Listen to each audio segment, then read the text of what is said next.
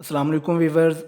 आज का जो हमारा टॉपिक है वो है बायो साइको सोशल मॉडल। आज की इस वीडियो में हम बायो साइको सोशल मॉडल के बारे में बात करेंगे। Bio psycho social model was introduced by George Engel in 1977। George Engel ने इसको 1977 में इंट्रोड्यूस करवाया। He propose that any illness is caused by three factors. उसने कहा कि किसी भी इलनेस के मेन तीन फैक्टर्स होते हैं। पहला कौन सा है? बायोलॉजिकल फैक्टर होता है। दूसरा कौन सा है? साइकोलॉजिकल फैक्टर होता है। और तीसरा सोशल। तो बायोसाइको सोशल मॉडल से पहले बायोलॉजिकल मॉडल होता था। बायोलॉजिकल मॉडल का जो मेन थीम था वो ये था कि किसी भी इलनेस या साइकोपैथोलॉजी की जो मेन रीज़न है वो बायोलॉजिकल है। तो बायोसाइको सोशल मॉडल में तीन फैक्टर्स होते हैं। तो उनको हम वन बाय वन अब डिस्कस करते हैं एग्जांपल्स के साथ। जी, बायोलॉजिकल फैक्टर। अब बायोलॉजिकल फैक्टर में क्या हो सकता है? फिज़िकल हेल्थ है।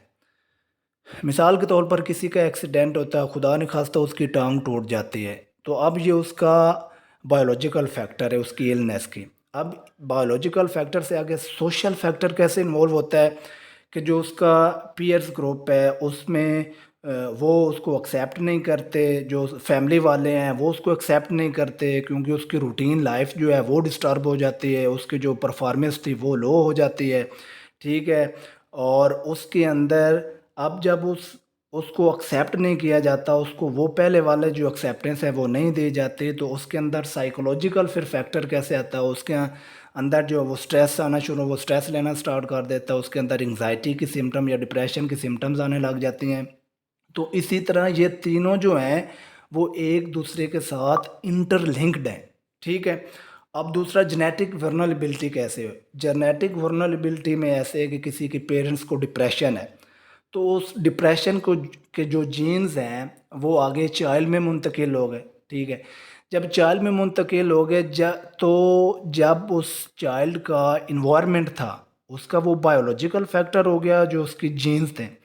अब उसका सोशल फैक्टर कैसे होगा? सोशल फैक्टर ऐसे होगा कि जब उस चाइल्ड में जीन्स तो डिप्रेशन के आ गए, लेकिन जब उसका वो तब तक एक्टिव नहीं होंगे जब तक उसका जो सोशल इन्वायरमेंट है वो स्ट्रेसफुल ना हो या एंग्जाइटी वाला ना हो या डिप्रेशन वाला ना हो, तब तक वो एक्टिव नहीं होंगे। जब उसका जो इन्वायरमेंट है वो स्ट्रेसफुल होगा तो वो जीन्स एक्टिव हो जाएंगे और उसके अंदर स्ट्रेस या एंग्जाइटी या डिप्रेशन जो है वो आ जाएगा। ठीक है। अब साइकोलॉजिकल जो फैक्टर्स होते हैं, साइकोलॉजिकल फैक्टर्स में क्या है? जो उसकी फ़िज़िकल हेल्थ है वो भी वीक हो सकती है, उसकी कोपिंग स्किल जो है वो लैक ऑफ कोपिंग स्किल्स होता है, लैक ऑफ सोशल स्किल्स होता है, फैमिली रिलेशनशिप अच्छी नहीं होती उसकी वजह से। ये सारे जो हैं वो साइकोलॉज की जो सेल्फ एस्टीम है वो लो हो सकती है। ये सारे साइकोलॉजिकल फैक्टर हैं। तो ये तीनों फैक्टर जो हैं ये आपस में इंटरलिंक्ड हैं और एक दूसरे की काज बनते हैं, और इन तीनों फैक्टर्स की वजह से कोई भी इलनेस या साइकोपैथोलॉजी होती है। Thank you.